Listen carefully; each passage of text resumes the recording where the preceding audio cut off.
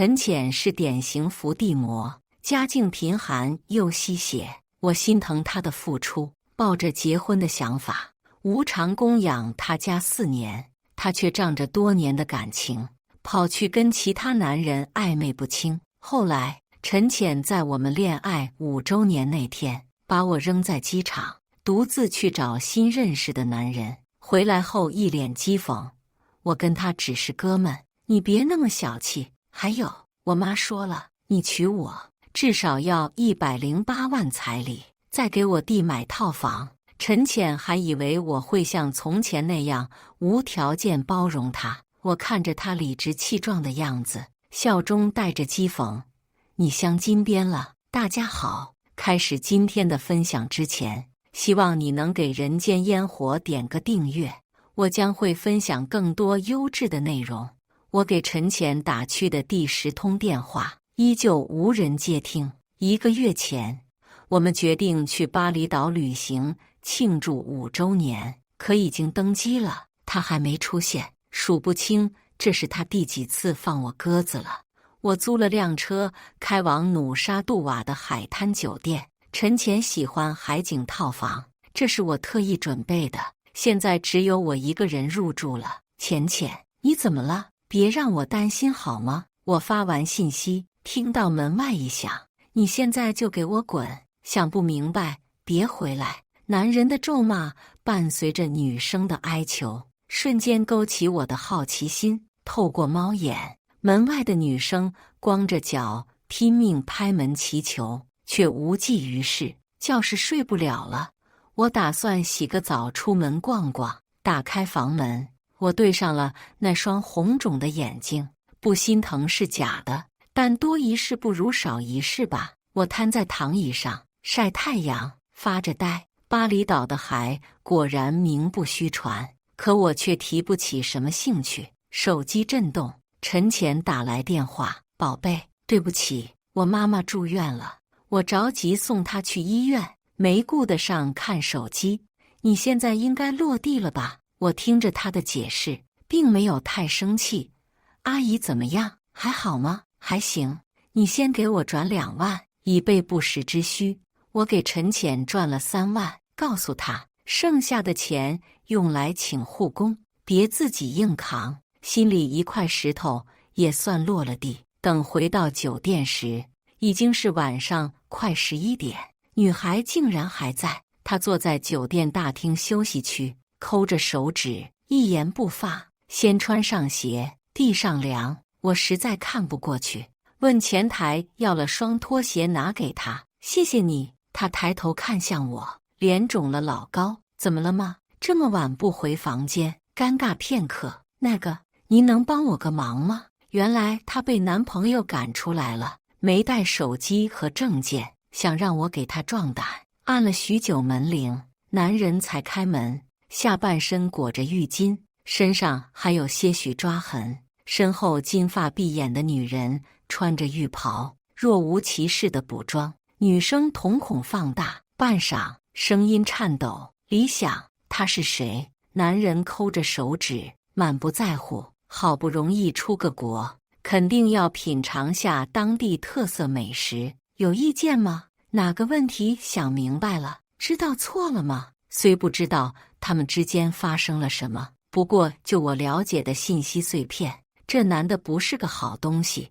你让我再考虑考虑行吗？就当我求你，那就给我滚！想通了再来找我。叫理想的男人还想装横，被我一把拦住。他明显比我矮1个头，自知体力悬殊，转头看向女孩。出去半天就勾搭野男人了。我说你怎么带这么多骚了吧唧的衣服？有备而来呀！说着打开行李箱，一件接着一件朝女生身上砸。吊带裙、抹胸裙、比基尼。我有没有说过我妈不让你穿这些？你怎么一点廉耻都不要？女生哭得上气不接下气。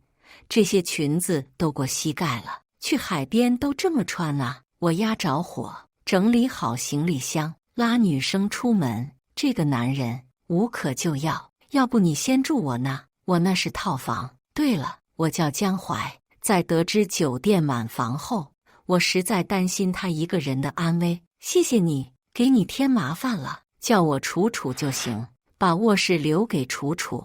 我睡在客厅沙发。凌晨2点了，打开朋友圈，刷到几小时前有个男人发的图片，陈浅蜷缩在沙发上睡着，配文：只有我才能让你睡得这么香。那个男人是一次朋友聚会上认识的，当时陈浅跟他加了微信，我还没太在意。原来陈浅说带母亲看病是在骗我，我终于受不了，和他大吵了一架。他还是和过去一样，丢给我一句：我们只是朋友，你别那么小心眼，然后把我拉黑了。我好像把他灌得愈加无法无天了。醒来已是下午，我被屋内的电话声吵醒。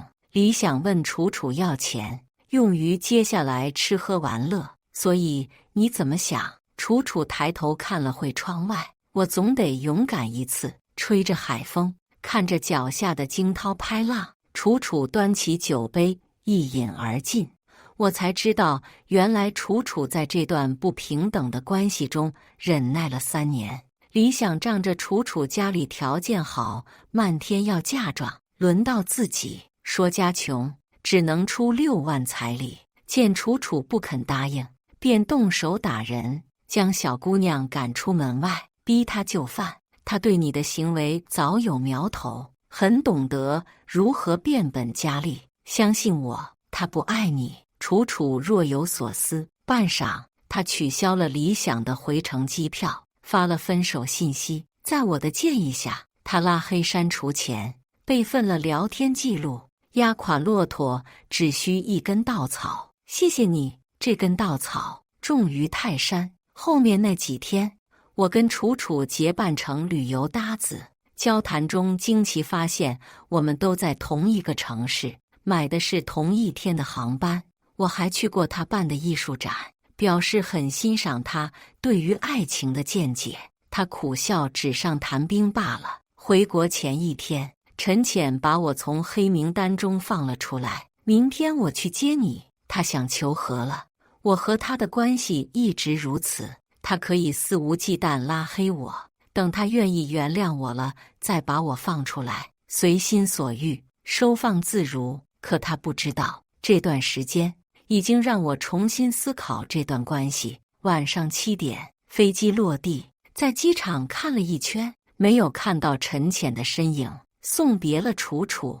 我在门口等到天黑，出租车走了一波又一波，陈浅也没有来，他的电话依旧无人接听，手机也没有消息。半晌，楚楚打来电话，声音颤抖：你方便过来一下吗？我打车去往楚楚发的地址，还没敲门，里面谩骂的声音震耳欲聋：你跟我儿子分手，就是个二手货，家里有钱又如何？我看谁要你，喜欢我哥的人多的是，等你再求和，就不是一辆路虎能解决的事了。见我进门，母女俩显然没有刚才的气焰，却又阴阳怪气，找野男人了。他知道你是二手货吗？走可以，先打2万，给我哥的精神损失费。这种厚颜无耻的样子，真是把我逗笑了。楚楚打包行李，一言不发，眼泪大颗大颗的掉。我帮他把东西搬下楼，母女没敢阻拦。刚到楼下，就见李想大步跑来，显然是有人通风报信。你走了，后续房租怎么办？现在学会离家出走，结婚后不得上房揭瓦。楚楚吸了吸鼻子，这几年你吃我的花我的，也该到头了。见李想还要耍无赖，我一把薅过衣领，表示跟他聊聊。他见我人高马大，自知会吃亏，求饶后赶紧跑了。我把楚楚送回他父母家，他表示已经下定决心跟渣男断绝联系。第2天，陈浅带着小蛋糕找我求和。对不起吗？昨天是我哥们幽闭恐惧症犯了，我得陪他。他撒娇的同时慢慢拉下肩带，我懂他的用意，起身走出卧室。你还在生气？至于吗？你怎么就见不得我异性缘好？难道你要把我绑得死死的才安心？见我拒绝，又哄了我许久，随后表示他妈妈和弟弟要过来跟我谈结婚和帮弟弟找工作的事，要我拿出诚意。陈浅，你是不是觉得你会在我这里横行霸道一辈子？你对我好不是天经地义吗？我可是小学老师，铁饭碗，想对我好的男人多了去。陈浅还以为我会如往常纵容他，反正后天你必须把我妈和弟弟哄好，否则别怪我找别的男人。说完他就出了门。半个小时后，他口中的哥们更新朋友圈，男友如衣服，哥们如手足，配图他跟陈浅在酒吧的自拍。出于5年的感情，我还想留个体面，便随陈浅去火车站接了人。真是热死个人，这一路太折腾了。母子俩出站后就骂骂咧咧没停过，看了眼我的车，眼里尽是不屑。咱们村那个小芳，她对象开的可是宝马，他们不知道我这个是迈巴赫包房。你也知道我闺女很优秀，小学老师铁饭碗，想娶她的男人多的是，往上数3代，谁家都是农村人，咱们也算是门当户对。听说你家是干房地产的，那给小叔子一套3居室不过分吧？彩礼的话就108W 吧，再给你小叔子安排个月薪1W 的工作就行。陈浅妈坐在主位，直接给我来个了下马威。陈浅弟把镜头转向满桌子的菜，看看，这就是排面。兄弟们来这吃饭，提我面单。我看向陈浅，他似乎并不觉得冒犯，只是低头玩手机。多荒唐的饭局！若不是因为跟陈浅相恋多年，我肯定头也不回。先吃饭吧，阿姨，这里的菜系很有名。我没有正面回应他提出的要求，饭是要吃的，事情也要谈。我这次过来是想跟你预支50W 彩礼，我可以跟你立字据，等你把钱打来，等领证时再补我58W 就行。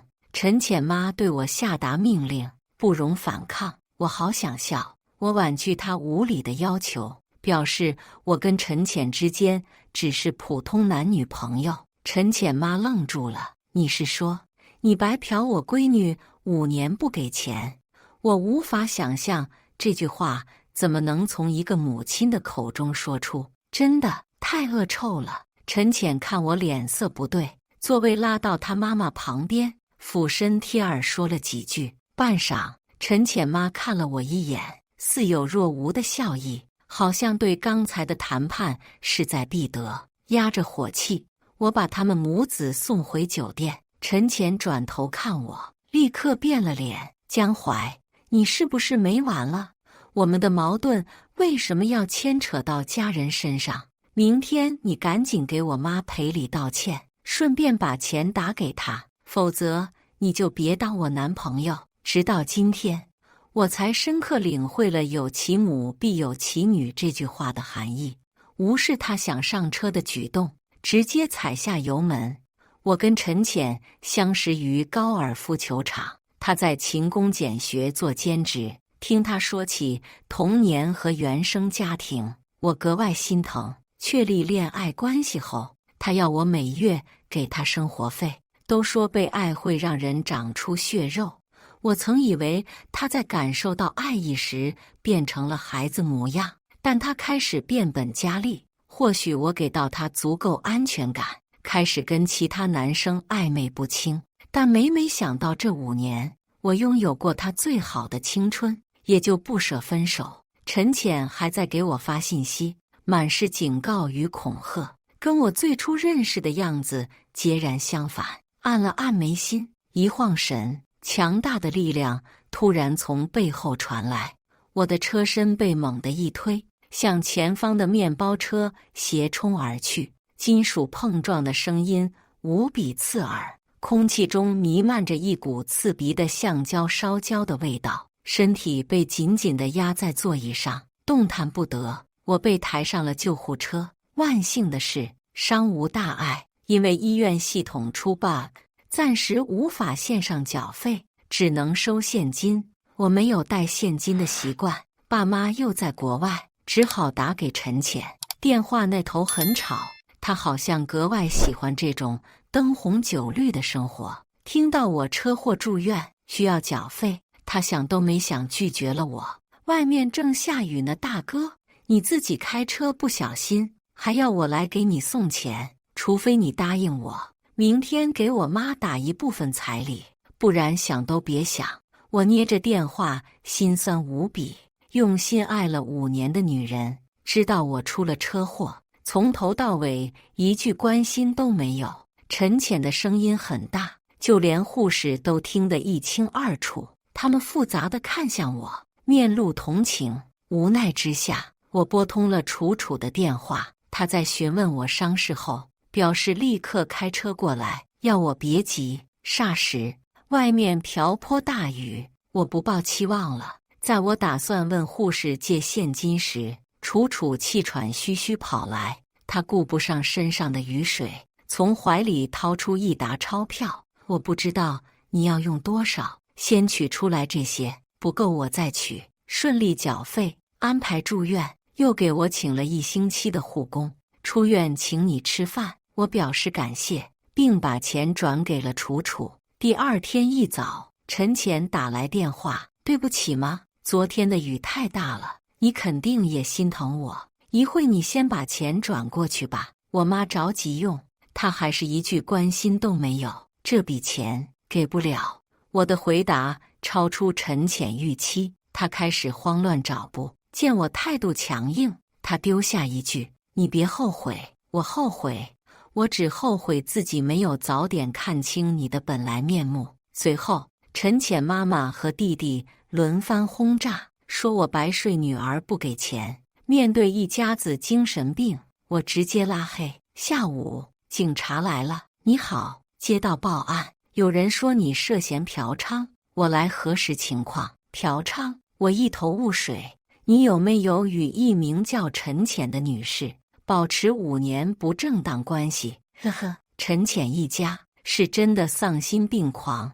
陈浅是我相处5年的女朋友，我们之间并非嫖娼关系。我阐明了事情经过，并给警察出示了与他恋爱的证据和这些年的转账，证明了清白。临走，警察小声嘀咕：这女的他妈是真奇葩。更奇葩的是，这么小概率的事让我碰上了。我无奈苦笑，不好意思，我听到了一些。楚楚刚进门，表情有点尴尬。没事，就当咱们俩扯平了。我跟楚楚相视一笑。经过几天的休息，我恢复得差不多。出院前1天，陈浅发来信息：别怪我有更好的人选，等你后悔。108万可下不来了。直到今天，他还是把自己当成商品售卖，这种明码标价的行为彻底抹除了我对他最后一点在乎。108万对我来说不算什么，可把他娶回家，后天有人出188万怎么办？这种人缺少对婚姻的敬畏和尊重，不配与我共度余生。既然你有更好的选择，我祝你幸福。我清空了家里与他有关的一切，改了密码锁。这一家子瘟神能够远离是我的福报。为了表示感谢，我订了一家很火的米其林餐厅，打算请楚楚吃饭。用餐时，楚楚一副心不在焉的样子，时不时向后看，还没插到牛排就往嘴里送。怎么了？有心事？我不解。理想在外面。我顺着楚楚的目光看过去，窗外不远处，理想躲在一辆路虎后，探头探脑，十分猥琐。他最近一直如此，总是埋伏在我家附近，跟踪我，没实质性的伤害，报警也没有用。我安抚楚楚的情绪，表示这件事会处理好。酒足饭饱后，楚楚先出门，按照我的路线走。让他装出若无其事的样子，那是一个死胡同。理想果然跟了上去。不久后，传出楚楚的尖叫声。果然如我猜测，李想并没有伤害楚楚，他直挺挺跪在楚楚面前，死死拽住她的手，疯狂道歉，以求原谅。从前是我有眼无珠，不懂得你的好，求求你再给我一次机会。嫁妆的话38万就行，我不多要。我在一旁都听笑了，这种男的给人跪下道歉都不忘自己的小算盘。楚楚表明再无可能后，李想的脸立刻阴沉下来。你是在逼我对吗？是不是我死了你才开心？说完就冲上去，见楚楚招架不了，我冲过去挡在他面前，李想被我踹翻在地。你死了，不仅楚楚开心，我更开心，自我了结吧。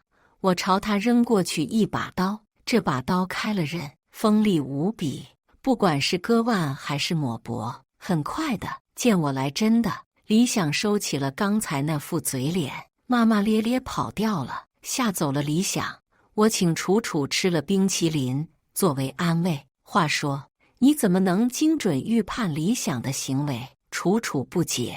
我表示，贪财又好色的男人最怕死，他永远不会一时冲动，利益在这种人面前比他妈的命都重要。楚楚扑哧一声笑出声来，你要是对自己的爱情也这么通透，该多好！忍耐了这么久，就为了刀子拔出时能更痛快一些。楚楚表示，我的看法给他下周艺术展提供了灵感，希望我可以参加。自从在巴厘岛相遇后，我们各自审判了爱情，也难怪我会对他有种惺惺相惜的感觉。跟陈浅分手的这段时间，他更新朋友圈的频率高了起来，无非就是一些类似擦边秀身材，或是展现美好生活的内容，表示自己渴望爱情的到来，亦或是一些礼物转账、烛光晚餐的图片，但都给对面的人打了马赛克。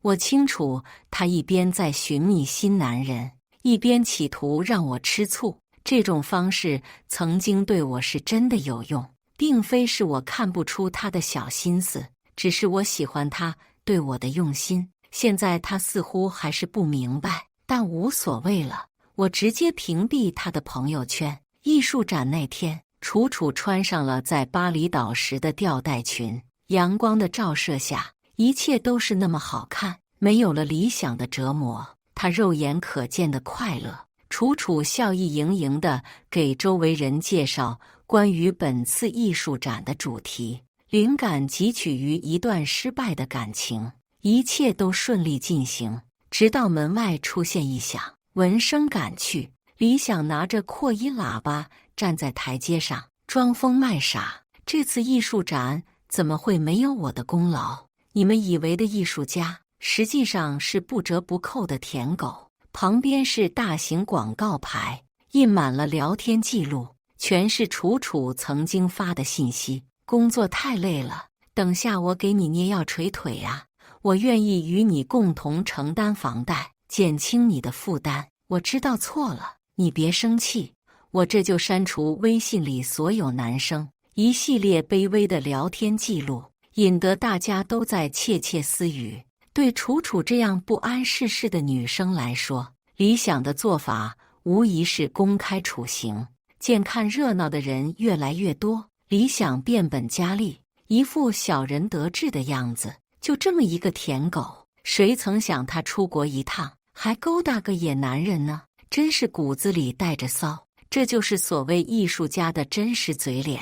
楚楚呆在原地，双眼噙泪，说不出一句话来。谁能想到相恋多年的男友会如此下作？我趁乱把楚楚带回休息室，问他要了曾经备份的聊天记录，表示接下来我会搞定这件事。我就是他口中的野男人。我拨开人群，走到李想面前。这孙子见到我头都不敢抬一下。对于他说的情况，我这里有完整版，大家可以进来吃瓜。我把备份好的聊天记录投屏在显示屏上，里面都是理想的迷惑发言。我妈说了，只有婊子才穿裙子呢。我家困难，你家出88万嫁妆，一起孝顺我妈也理所应当。你赶紧对我好点，不然以后局长千金爱上我，别怪我不要你。聊天记录越来越炸裂，不少人在窃窃私语，看向理想的表情也愈发怪异。正如大家所看到的那样，楚楚是一个不谙世事的小女孩，她对爱情十分敬畏，愿意拿出全部的热忱和真心爱一个人。只可惜遇人不淑，碰到了只会利用她打压她的人渣，但她也勇敢地告别了过去。正是因为这件事，给了她本次艺术展的灵感，那就是关于女生的自我成长。话音刚落，楚楚轻拉住我的袖口，这段感情我爱得卑微，却并不觉得丢人。它让我知道了人渣是没有心的。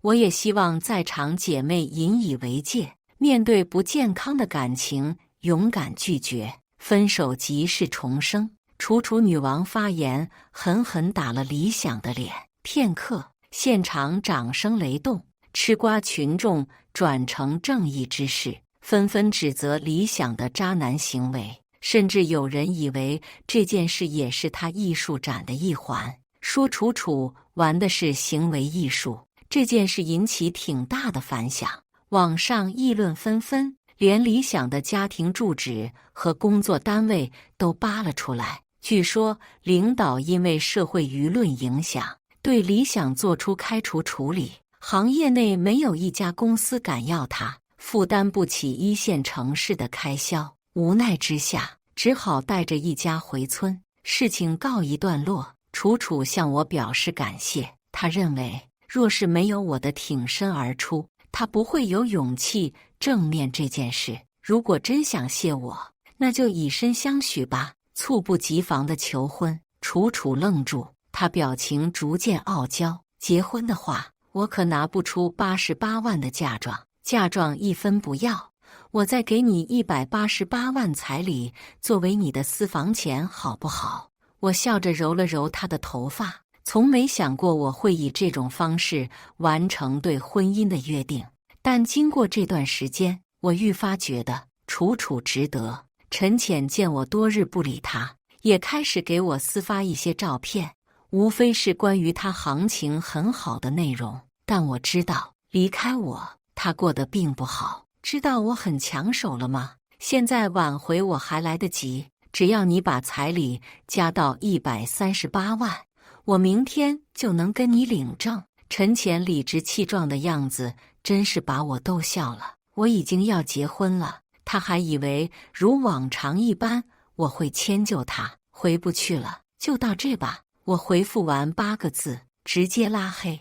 我开始推动结婚进程，先去拜访楚楚父母，征得同意后，给我爸妈买了机票。他们回国第2天，安排了双方家长见面，场面十分融洽，4位老人交谈甚欢。双方家长都很赞成我跟楚楚组建家庭，我妈妈甚至掏出了玻璃种翡翠手镯套在楚楚手上，她说那是给儿媳妇的见面礼。谈到彩礼嫁妆一事，双方如竞价一般，生怕自己给的不够多，最终敲定188万彩礼和88万的嫁妆作为小家成立基金，市中心的大平层作为我们的婚房。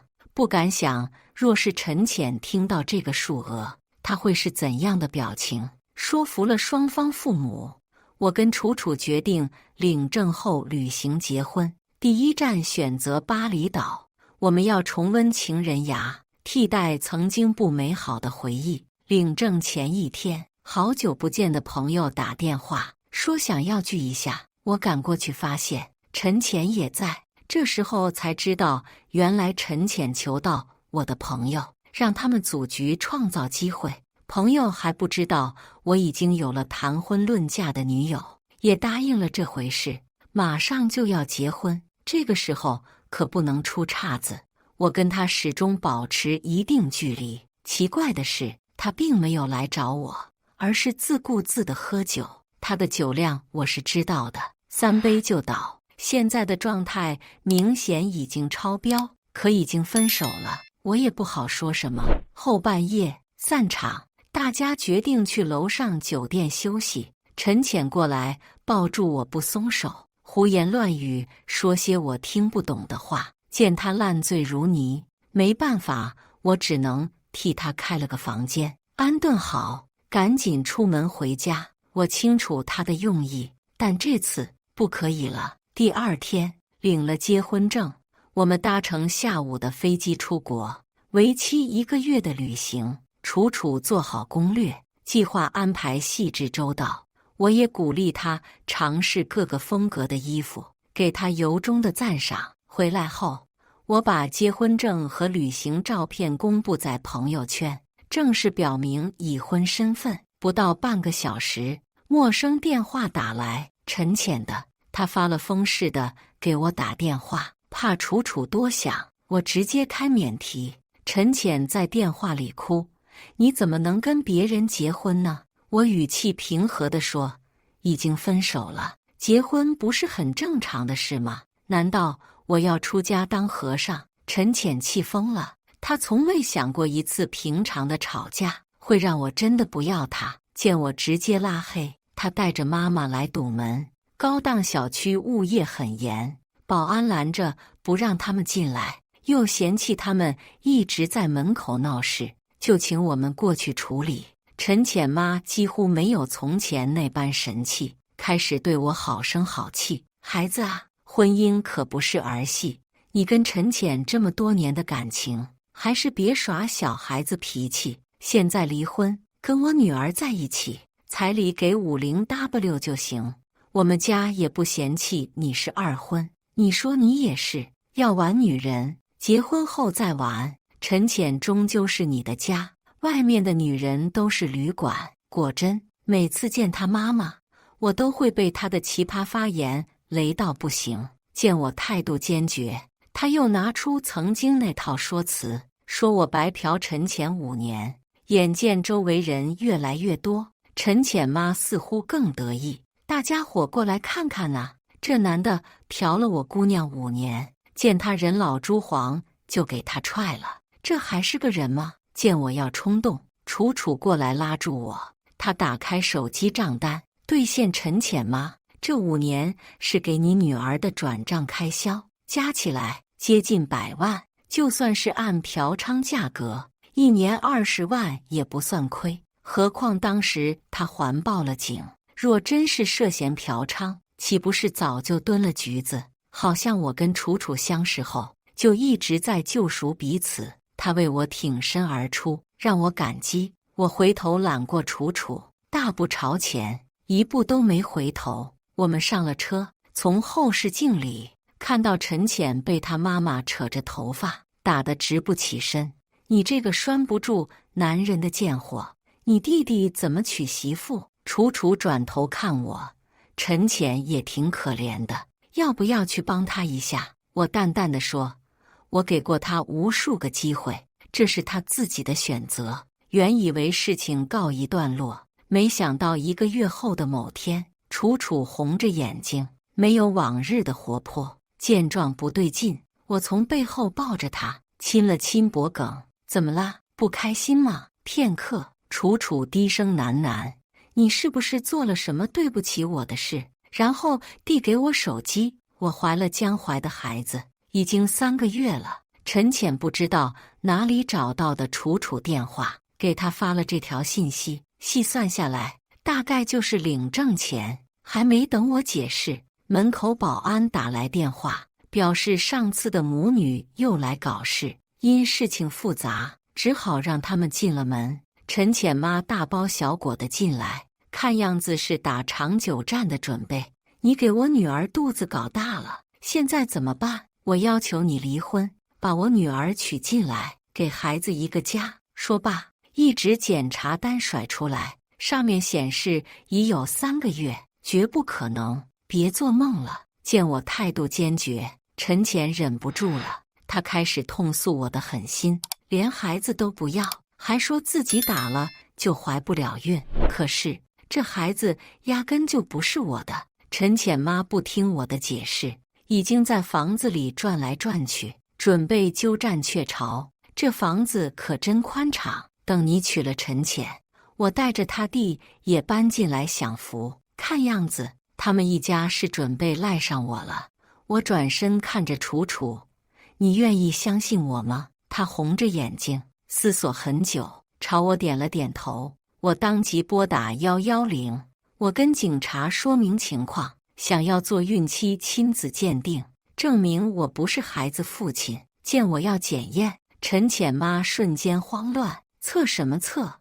你是不相信我女儿的人品吗？这孩子只能是你的种，你赶紧给我女儿娶进门得了。警察见我态度坚决，不管母女发疯，安排了抽血化验，2周的等待结果。陈浅母女一直住在次卧。我知道楚楚因为我受了不少委屈，但我发誓会让他们付出代价。结果出来了，孩子果然不是我的。我直接报警，说自己受到敲诈勒索。警察上门带走了陈浅母女。原来领证前1天，陈浅打算给自己灌醉，认为我在送他回酒店时就会把持不住。但实际上那天我直接回家了。陈浅喝得不省人事，以为我还会回来，就开了门，最后被别人捡尸。但他笃定那晚跟他发生关系的人里面肯定有我，所以发现怀孕第一时间过来要我负责。次卧的监控里也记录了他们母女的谋划。原来陈浅妈并不管孩子是谁的，她表示用孩子勒索，哪怕不结婚也能敲诈来一笔钱，这样陈浅弟就有钱娶媳妇了。法律面前用证据说话，陈浅妈无言以对。最后陈浅妈妈以敲诈勒索罪进了监狱。见大势已去，陈浅拼命抓住我，那些钱不是我要的，我不要彩礼了，你别不要我。陈浅声嘶力竭，他似乎不明白，我们真正分手的原因并非是他家人的吸血，而是我对他的包容变成了他肆无忌惮的理由。若不珍惜，在身后的感情也会有透支的那一天。请你不要再来打扰我，我已经有老婆了。我推开陈浅的手，揽过楚楚回家了。经过上一段错误的感情，我跟楚楚更懂得珍惜彼此。2个对爱情真挚的人走到一起，才发现经营爱情并没想象的难。多年以后，楚楚仍对我表示感谢。她说要不是遇见我，她也不会这么勇敢。她不知道的是，我也一直在感激她。是楚楚的出现，让我依旧相信爱情。以上就是今天分享的故事。大家有什么想说的、想吐槽的，欢迎在下方评论交流。也更希望能给人间烟火点个订阅，我将会分享更多优质的故事内容。